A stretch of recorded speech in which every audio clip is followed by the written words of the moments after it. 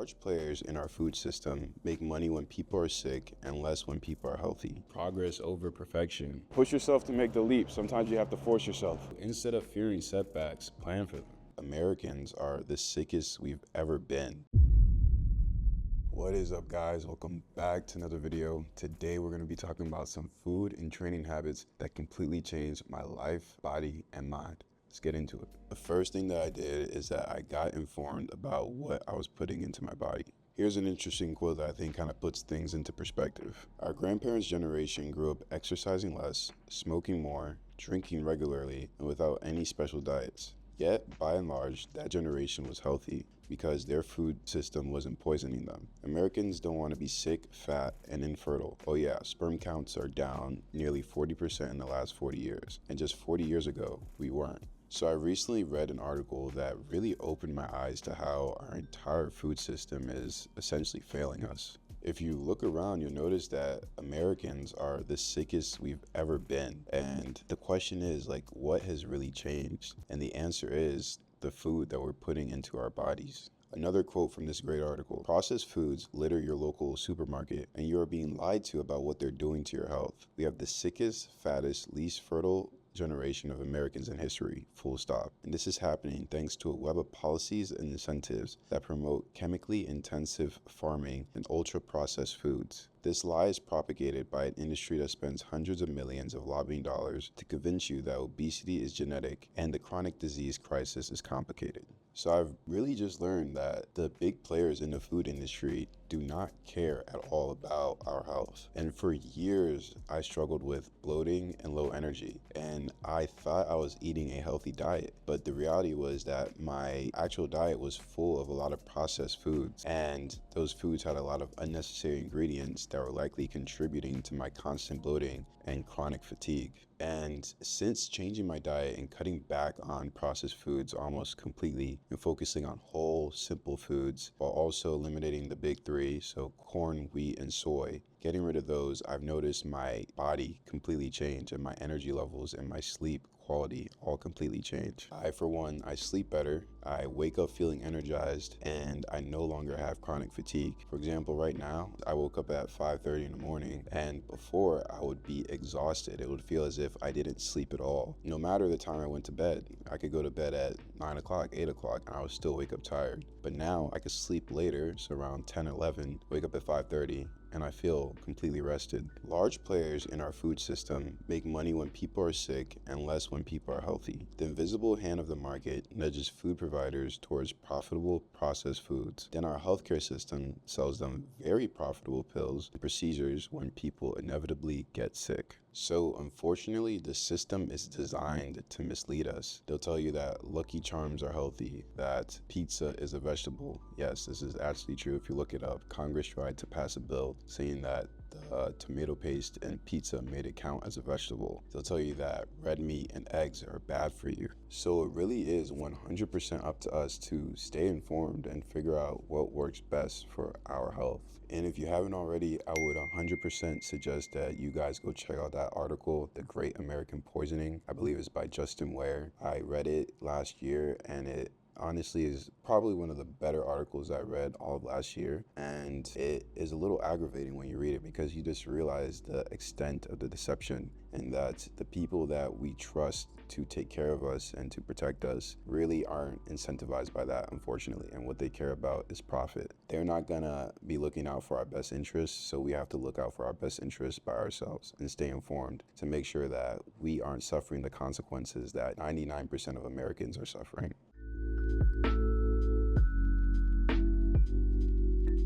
Okay guys, heading into work, but the second thing is that I forced myself to change my environment. It's cold out here, guys.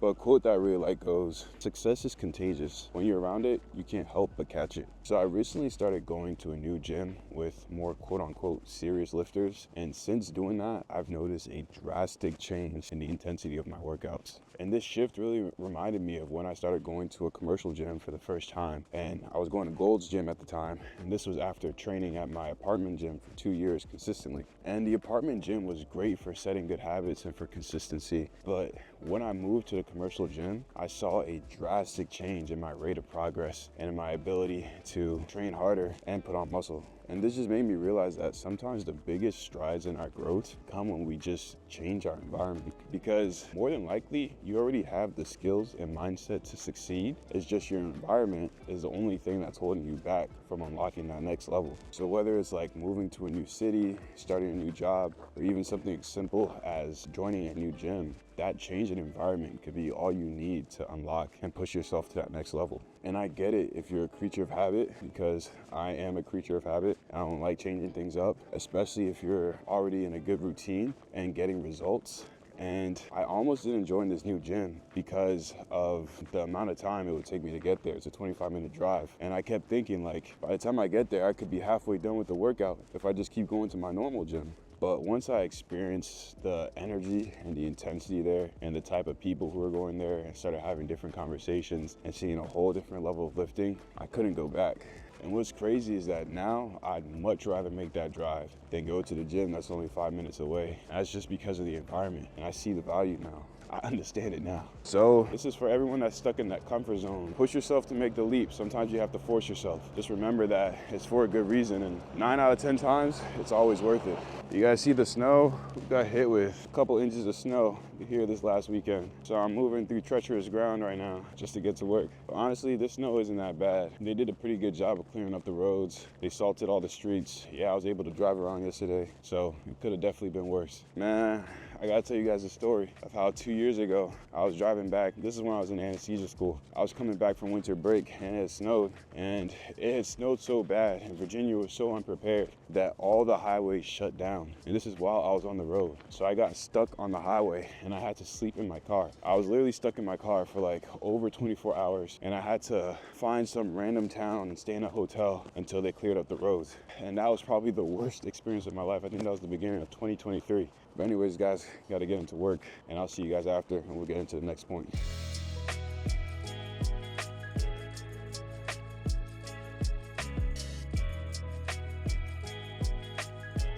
Okay guys, so the last thing that I did is that I let go of the need to be perfect. I let go of perfectionism. So when I first started my fitness journey, I really did think that I had to be perfect to see any type of results. And I kind of embraced this all or nothing mindset that made me fear failure constantly. For example, I used to refuse to eat any type of sweet, any type of pastry, whether it was offered to me at any type of function. I refused it because I thought that it would set back my progress. And while this worked for the short term, I just knew that it wasn't going to be a sustainable approach if I wanted to continue in my fitness journey. And eventually I finally realized that if I wanted to stay consistent for the long term, that I had to let go of the idea of being perfect. Consistency always beats intensity. It's better to make small, steady progress towards your goals than burn out trying to achieve everything perfectly all at once. And the truth is that done is better than perfect. Your workouts and your meals don't have to be perfect or flawless every single day for you to see results. Like, remember, you're a human and you're going to have off days. So instead of fearing setbacks, plan for them. If you know you're going to be eating out with some friends, look at the menu ahead of time and figure out what are the healthy options that you could choose that you'd be happy about at the end of the day. Or if you're going to a birthday party and you know there's going to be cake, just plan to eat the cake. It's not the biggest deal. Just understand that this is a one-time occurrence and this is something that you're doing regularly, and that's okay.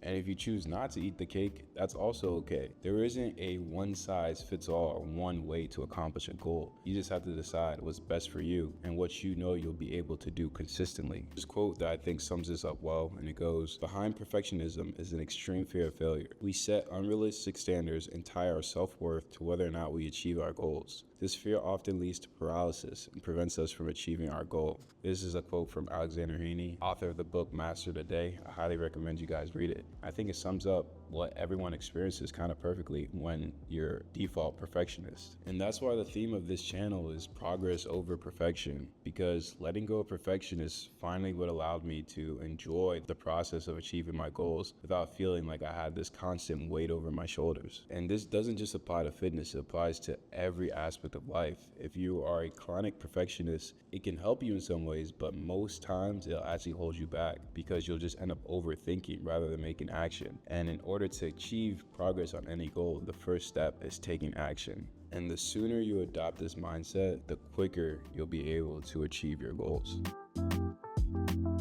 Okay guys, about to go play some indoor soccer with my boys. Hopefully this week goes better than last time we played, man. Last time we played, I don't even want to say what the score was. Just know that we got smacked. But yeah, hopefully this game is better.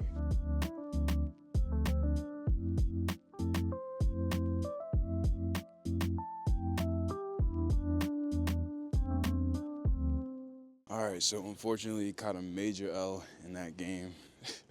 Bruh, these games are so demoralizing sometimes, but hey man, it's for the cardio. But anyways guys, if you made this far, again, I appreciate you. If you found any value, go ahead and hit the like and subscribe. We're on our way to 10,000 subscribers in the year 2025. I'll catch you guys in the next one. Peace.